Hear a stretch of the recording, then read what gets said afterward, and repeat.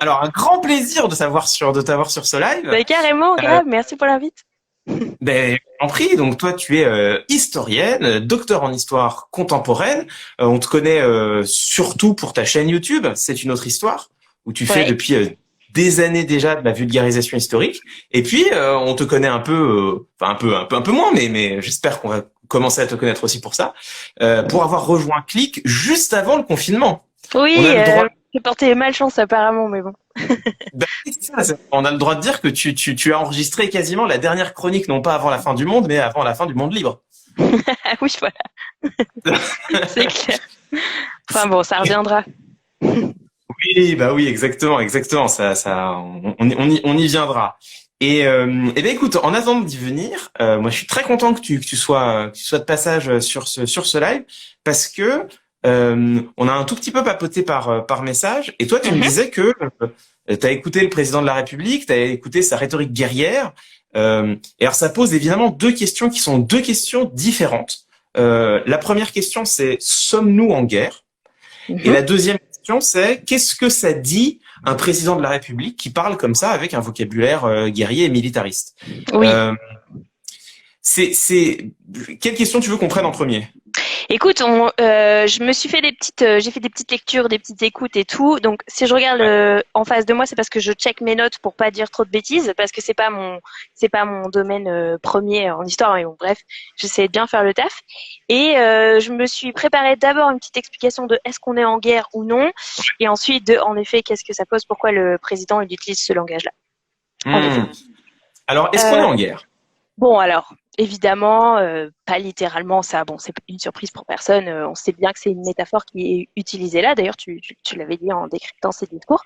J'ai, en checkant un petit peu, notamment un article d'une prof de droit à l'université de Strasbourg qui s'appelle Andrea Amann, j'ai vu que, donc j'ai découvert ça, mais que le statut juridiquement parlant de guerre et la déclaration de guerre, c'était obsolète aujourd'hui juridiquement parlant. Donc on n'utilise Ouais. plus ces mots-là donc dans le droit, hein, vraiment dans le droit, parce que depuis la Première Guerre mondiale et ça a été renforcé après la Seconde, le droit international, avec notamment le pacte de Briand-Kellogg en 28, a énoncé l'interdiction. Oui, t'as vu, j'ai bien révisé. Eh, le fameux pacte. A énoncé donc l'interdiction du principe de guerre, qui était encore renforcé après. Donc en gros, aujourd'hui, on n'a plus le droit de faire la guerre pour régler des différends internationaux ou de l'utiliser comme un instrument de politique internationale. Par contre, on a le droit à la légitime défense et à l'action collective armée. Donc en gros, quand un de nos alliés est attaqué, on répond ensemble, etc. Pour faire très schématique.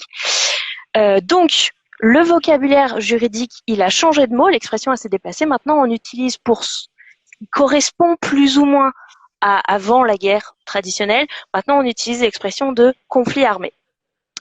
Et donc bon, c'est différent. Donc on n'en voit plus une déclaration de guerre, sauf si on rompt tous les pactes et tout, mais si on respecte le droit international, on fait plus ça.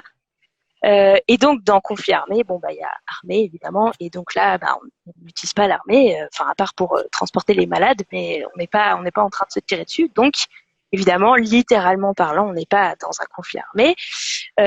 Mais c'est sûr que c'est une métaphore, évidemment. Bon, ça, on n'avait pas de doute là-dessus. C'est pas Macron, il n'est pas le seul à l'utiliser. Ça a été fait par plein d'autres pays. Trump l'a fait, ça a été utilisé en Italie par plein de gens, et c'est aussi une métaphore qui est très présente d'une manière générale dans notre discours imagé, dans les médias, etc. Partir en guerre, être en combat contre quelque chose, c'est quelque chose qui est très banal dans le langage courant. D'ailleurs, en médecine, on l'utilise souvent quand on dit que quelqu'un se bat contre son cancer, etc. Avec, moi, je trouve une connotation pas ouf de responsabilité pour les malades, mais bon, bref, ça c'est mon avis. Voilà.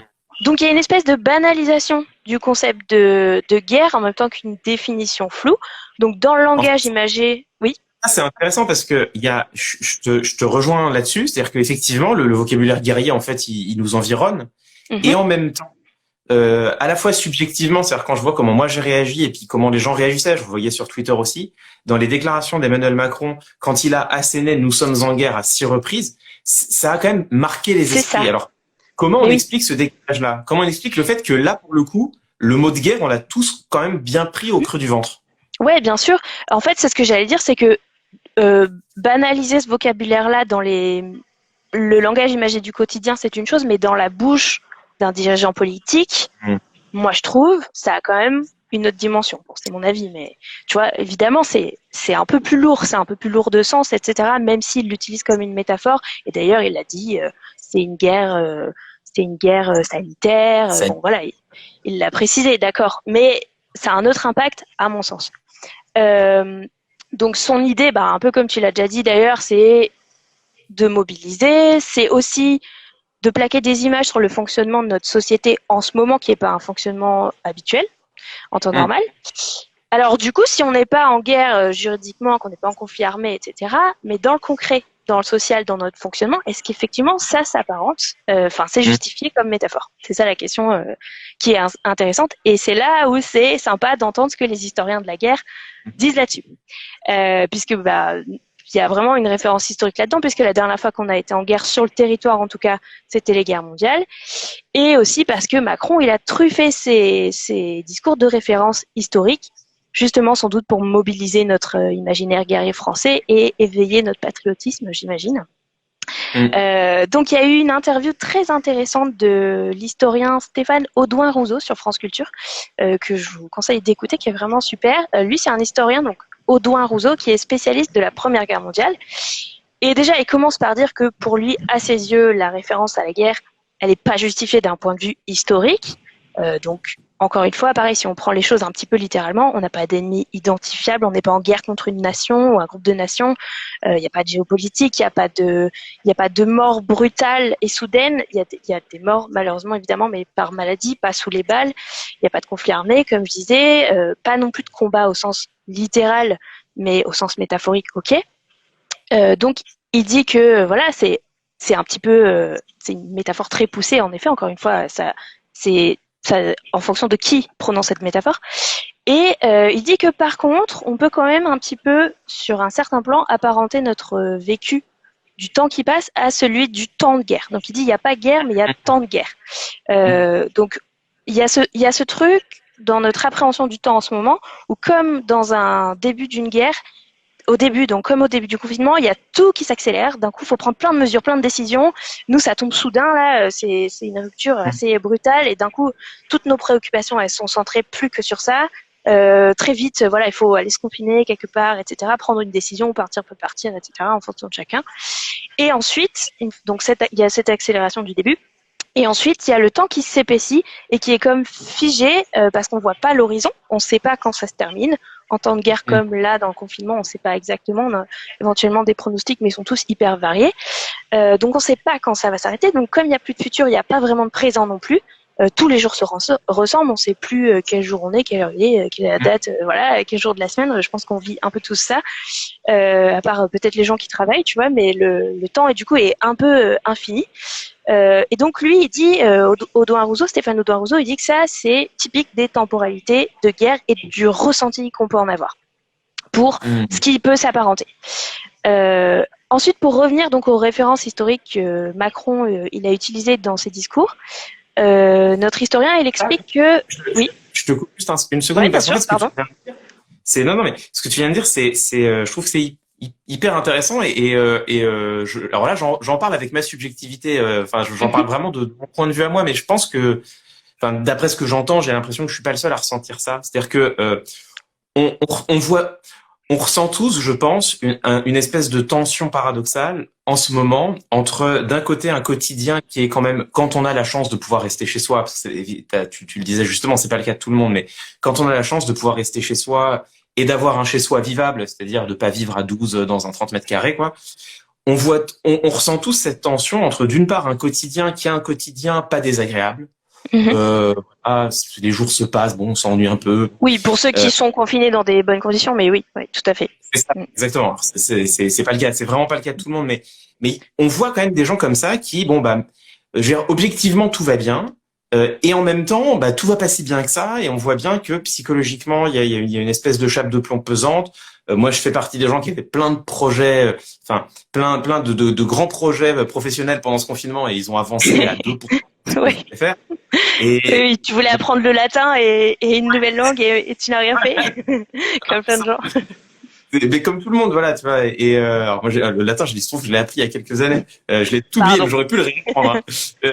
J'aurais pu le réapprendre. Non, mais tu vois, comme tout le monde, quoi. Mais comme beaucoup de créateurs, quoi. Je pense qu'il y a beaucoup de gens au début du confinement qui se sont dit, ah, c'est super, je vais pouvoir écrire le Ouais. bouquin, faire la vidéo que je voulais faire. Mm, Et en fait, et du coup, moi, et donc ça avance pas. Et en fait, moi, je ressens beaucoup cette tension entre, d'une part, un quotidien plutôt normal, plutôt délassant, et d'autre part, le fait qu'on se sente quand même vaguement pas bien et qu'on n'avance mm. pas et qu'on a du mal à se mobiliser. Et en fait, ce que tu dis, le fait de dire, bah ouais, mais parce qu'en fait, notre vécu du temps, bah, c'est un vécu d'un temps de guerre, Mm. et ça n'a absolument rien de normal et rien d'ordinaire et rien d'anodin.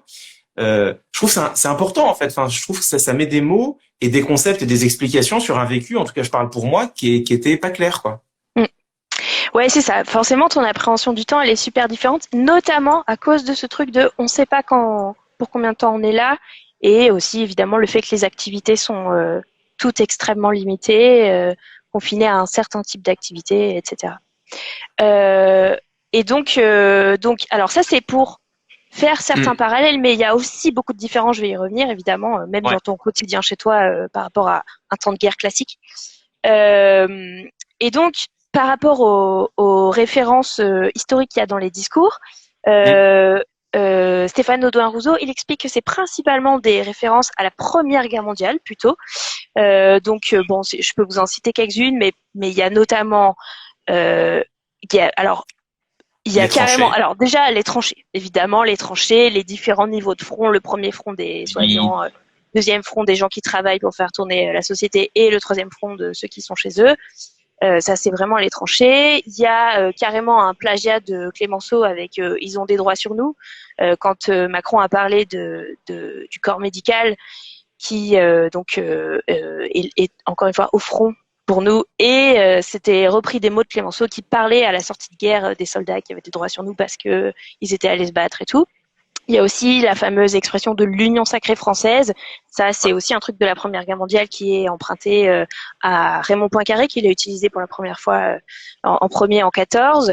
Donc ça, c'est une notion qui, je pense, pour le coup, l'Union sacrée a sa place en temps de crise qui est assez importante parce que on fait bloc, on essaye de se ressouder et de faire union dans la société, de pas perdre la cohésion sociale, même si Macron, c'est autour de lui qui veut la créer. Hein, il dit, il faut faire union autour de moi, nanana, on va y revenir, mais Elle voilà. dit- Et, pardon, je t'ai perdu. Là, il a dit très très explicitement, enfin il a dit Oui. très clairement, l'union, ce sera moi qui la ferai, je vais Oui, travailler là. bah, ça va être ma conclusion, mais bref. Et Mais alors, on bon, n'est pas. Non, non, mais t'inquiète, aucun problème. Il y a aucune surprise au fait que ça soit la Première Guerre mondiale qui soit aussi présente dans son discours parce que on sort des commémorations. C'était il y a pas très longtemps, jusqu'en 2018. Donc c'est très frais dans la tête de tout le monde. Macron, il y a pas mal participé. Et on a le directeur de la mission du centenaire, Joseph Guillemette, qui était directeur de la mission du centenaire, qui a rejoint le cabinet de com du président à l'Élysée. Donc on n'est pas surpris qu'il y ait un entourage qui le conseille avec ces références-là. Il y a aussi quand même des références à la Seconde Guerre mondiale et notamment plutôt dans le dernier discours parce que c'est un discours qui était un peu tourné sur la sortie, etc. Et il a utilisé notamment cette expression du retour des jours heureux. C'est une expression du Conseil national de la résistance. Il parlait aussi de l'après, de la réorganisation de l'après. Donc là, on est passé sur un discours de sortie hier qui colle mieux au dernier discours de Macron et qui commence à préparer le terrain du déconfinement. Dans cette expression-là, tu as l'imaginaire de la fin de guerre auquel on a toujours cru après chaque grand conflit. Il y avait un espoir de retour au temps passé, au temps d'avant, débarrassé du autre, etc. Or, ça s'est jamais passé comme ça parce que forcément, il y a eu des énormes bouleversements, donc on revient pas au point d'avant, jamais, tu vois, il faut réorganiser la géopolitique, etc. Puis il y a tout le choc des trucs extrêmement violents qui se sont passés, qu'on découvre après, notamment après la Seconde Guerre mondiale, où c'est à ce moment-là où on découvre toutes les horreurs qui ont été commises par le nazisme, etc. Et nous, on a un petit peu ça aussi en ce moment, notamment avec ce dernier discours, où là, je pense que c'est absolument normal qu'on nous informe de cette façon, mais où on se rend compte que, bah non, le déconfinement, ça va pas être, hop, on sort et c'est parti, on retourne dans les bars, on retrouve nos potes, etc. Non, ça va être très long, très progressif, en espérant qu'on n'ait pas à se reconfiner derrière, et on va pas pouvoir d'un coup retourner à ce qu'on faisait avant de la même façon. On a on va probablement, vous en parliez, mais avoir peut-être une crise économique, une crise politique, ça c'est fort probable parce que va falloir rendre des comptes. Après, ça c'est aussi un truc classique après les périodes de conflit. Il y a un espèce de, pendant ces périodes de tension, il y a un espèce d'accord tacite de tout le monde fait union, donc le débat politique est un petit peu figé. Mm. Tout le monde prépare son retour et après, quand il va falloir rendre les comptes, probablement qu'on va avoir une très grosse politique qui était déjà pas mal avancée, hein, évidemment. Mais bon, voilà, donc probablement on va avoir ces crises-là et on a une crise évidemment, je pense anthropologique, c'est les termes qu'ils utilisent, historiens, et je trouve très approprié. Euh, alors après la Seconde Guerre mondiale, c'est le truc de mon Dieu, comment l'être humain a pu commettre des atrocités aussi horribles. Là, c'est probablement un peu plus, on se retrouve face à notre finitude dans un contexte où la science, on a l'impression, est super puissante, etc. Et en fait, là, grâce à cette crise sanitaire-là, on est obligé de se confiner, ce qui est efficace, certes, mais une méthode très rustique, qui est Ouais. comme ce qu'on faisait contre les pestes au XVe siècle, où en gros, il fallait rester chez soi ou se barrer des centres des foyers de maladie. Mais voilà. Donc là, il y a un petit peu une grosse limite qu'on se prend dans la gueule aussi, un peu une remise en cause. C'est pas sur le même plan, c'est pas éthique, mais c'est un truc de finitude humaine, etc. Euh, Néanmoins, donc ça, c'est un peu les parallèles qu'on peut faire. Par contre, quand même, je pense que il y a des différences qui sont quand même assez importantes et qui sont très importantes à noter. C'est rester chez soi. C'est pas comme avoir peur de se prendre une bombe sur la gueule chez soi. Tu vois, Mm. c'est quand même, même si on a cette notion du temps chelou, etc., c'est pas le même stress. Bien sûr, on est confronté à la mort, on perd des proches, malheureusement. Je vais pas rentrer dans la comparaison mortuaire de est-ce qu'il y a plus de morts. Enfin, il y a eu plus de morts pendant les guerres mondiales, d'accord, mais on va pas aller. Je voudrais pas que ça passe pour minimiser les morts qu'il y a maintenant ou quoi. Mais bon, du coup, c'est pas la même forme de stress. Mm. Peut-être quand il y a un avion qui passe dans le ciel, en fait, ta maison, je sais pas, tu te fais exploser ou ce genre de truc. On n'est pas non plus en train d'accélérer l'économie comme en temps de guerre où tout est dirigé pour produire des armes, etc. Donc oui, il y a quelques entreprises qui sont réquisitionnées pour fabriquer des masques ou des choses comme ça. Mais là, l'économie, au contraire, elle est ralentie. On est tout en pause en ce moment pour tout ce qui n'est pas ce genre de fabrication-là. On n'est pas en train de mobiliser massivement la population pour aller se battre au front comme avant. Soit tu pouvais porter une arme et tu étais dans la tranche d'âge et un homme est allé au front, soit derrière, bah, tu étais réquisitionné aussi pour l'effort justement, de fabrication de trucs ou quoi. Non, là, on met tout le monde, à part ceux qui sont encore en train de travailler, mais sinon, tous les autres, on est tous au repos forcé.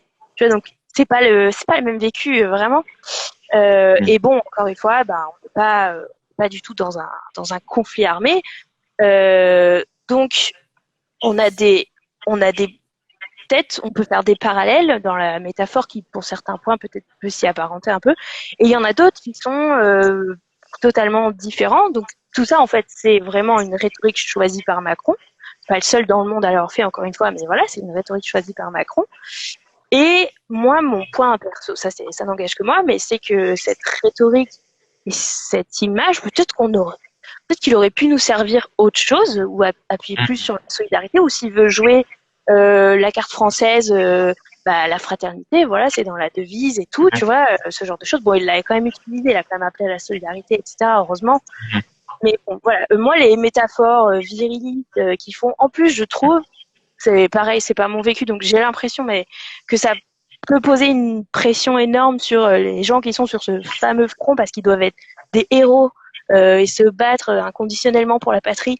Et du coup, ils peuvent pas se plaindre parce que c'est des héros, donc ils doivent aller se sacrifier et la fermer. Et donc, s'ils la ferment, ils sont pas en train de râler sur l'état de l'hôpital, dans quel état la politique les dernières années la vie. Enfin bon, ils le font quand même, hein, heureusement, mais bref. Donc, Mm. c'est un discours Marcel qui, en plus, est dans le fond aussi un peu. Donc, son but, c'est quoi? C'est, j'imagine, de choquer, de faire peur pour nous responsabiliser, parce qu'on est indiscipliné, on est allé dans les parcs, etc. Ok, mais alors du coup, c'est un peu ironique que dans son dernier discours, il ose dire, je trouve que Il y a des gens qui ont dit que les peuples français on était pas sages, on était nana. Il a utilisé ce genre de tournure. Bah, en fait, en faisant un différentiel, c'est exactement ça, tu vois. Il faut nous déresponsabiliser. Bon, c'est vrai qu'on n'est pas très. Ok, mais encore une fois, est-ce que c'était la carte à sortir? Bah, en fait, pour moi, c'est surtout que Macron, c'est le chef des armées. Donc, si on est en guerre et qu'il faut se rassembler, bah, si on est en guerre, c'est derrière le chef des armées. Ça tombe bien pour un président qui est quand même un peu mis à mal dans sa légitimité depuis même le second tour des élections présidentielles finalement. Donc pour moi, cette métaphore guerrière, bah, c'est pas, même si elle n'est pas que du fait de Macron, lui, il a tout intérêt à la déployer, à en faire des caisses dessus. Alors qu'en vrai, c'est pas l'armée qui est au front, même si encore une fois, on a utilisé un peu les armées pour transporter les malades, etc. Mais là, c'est le corps médical, ça relève pas de lui en vrai. Enfin bon bref, enfin pas d'une manière directe, tu vois. Donc bref, donc on aurait pu s'unir derrière autre chose que des valeurs martiales, mais bon ça c'était mon côté gauchias. Et voilà. Et on aurait pu nous servir une autre tambouille, je trouve, de plus de solidarité, d'entraide, etc. Même si c'est aussi des mots qu'il a utilisés, je veux pas non plus être trop comment dire bref, t'as compris. Voilà. Non, mais... Et en plus, juste un dernier point, pardon, c'est que dans l'humanitaire, il y a quand même des gens qui ont dit notamment Adriano Iaria, qui est responsable du plaidoyer humanitaire de la Croix-Rouge, qui a dit que eux, ils trouvaient ça problématique d'utiliser un vocabulaire guerrier, alors que c'est pas ça la réalité dans les conflits armés que eux ils vivent. Ils trouvent qu'en plus ça peut déplacer les représentations et tout, alors que dans les conflits armés à proprement parler, la Croix-Rouge qui est neutre se doit de soigner tout le monde et les ennemis comme ton camp, c'est tout être humain et du coup c'est pas toutes les mesures déployées n'importe comment, ça se passe comme ça, bref. Donc eux ils soulignent aussi le danger d'avoir dans les mentalités d'une manière générale d'appliquer un vocabulaire martial parce que ça peut aussi donner une image martiale des vraies situations martiales qui peut être un peu erronées et qui, d'après ce que lui dit, peut nuire à leur bon fonctionnement, à leur application du droit de guerre, comme on dit, etc.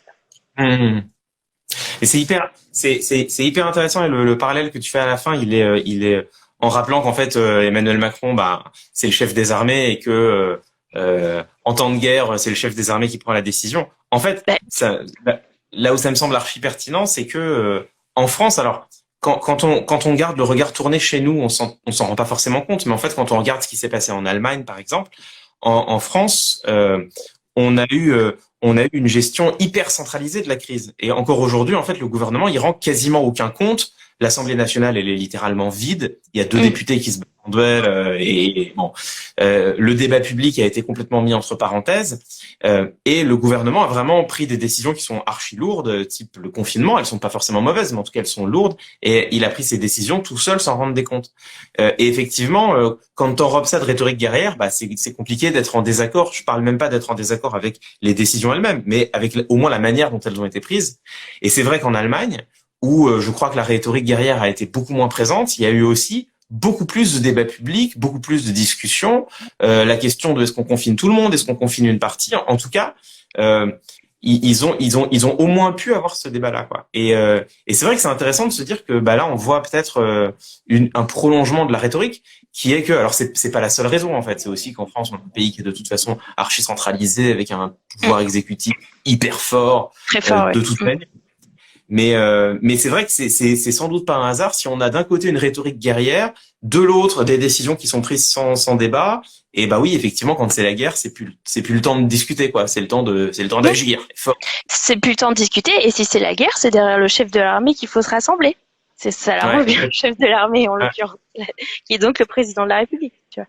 Donc bon, forcément, il utilise ce langage-là, pas surprenant. Tu vois. C'est son champ d'action, quoi. Ça fonctionne bien. Et en plus, ce qui est intéressant, c'est que ça vient d'Emmanuel Macron, dont on l'a un peu oublié, mais en fait, qui au début de son mandat a beaucoup utilisé l'armée pour se légitimer. On l'a oublié, mais je me souviens pas. Ouais. Bah en fait, Emmanuel Macron, il arrive président de la République, il a jamais été Premier ministre, il a jamais été élu auparavant, il est jeune, tout le monde se dit est-ce que le mec il a vraiment les épaules, et il a joué la carte militaire tout de suite, notamment au moment de la passation de pouvoir, il remonte les Champs-Élysées sur une voiture, comme il est de tradition que le président qui vient de prêter serment le fasse. Mais Macron l'a fait sur une voiture militaire. Et c'était le premier chef de l'État à faire ça. Ok. Et ça a ouvert toute une série dans tous les rites, notamment le 14 juillet, donc très tôt après son élection, il a toujours passé beaucoup de temps au chevet de l'armée, beaucoup de temps avec les militaires, il a fait des longues poignées de main. Enfin, au début, il a vraiment surjoué son côté, je suis le chef des armées, c'est moi le grand, quoi. C'est moi le grand, c'est moi le chef, et c'est moi le mec compétent. Et en fait, il rejoue une carte, effectivement, qu'il a déjà utilisée il y a quelques années, quoi. Bah, du coup, c'est cohérent en effet avec peut-être ses valeurs personnelles, oui, tout à fait. Bah écoute, Manon, passionnant tout ça, ça éclaire. C'est là où on voit que les référents historiques, la rhétorique et la politique se rejoignent inextricablement. C'est quoi ton actualité? Tu fais quoi là en ce moment pendant ton confinement? Écoute, moi je travaille, donc ma chaîne, n'hésitez pas à aller voir ma chaîne YouTube, c'est une autre histoire. Je continue à produire des vidéos. On fait des épisodes animés notamment qui sont un peu plus fun, anecdotiques et très courts. Il y en a un tous les premiers mercredis du mois. Et sinon, il y a des épisodes en prise de vue classiques. Les 2 derniers, par exemple, c'était les erreurs sexistes dans l'archéologie dont j'avais eu l'occasion de faire un petit teaser dans Click justement. Et avant, c'était on discutait de l'historicité de Jésus. Voilà.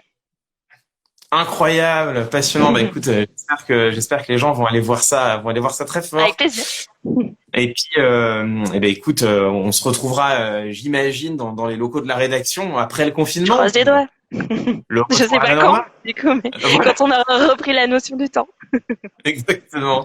Merci beaucoup, Manon, d'être venu nous voir. Ça fait un grand Avec plaisir. plaisir. Merci, bon courage à tout le monde. Merci à toi aussi. À très bientôt.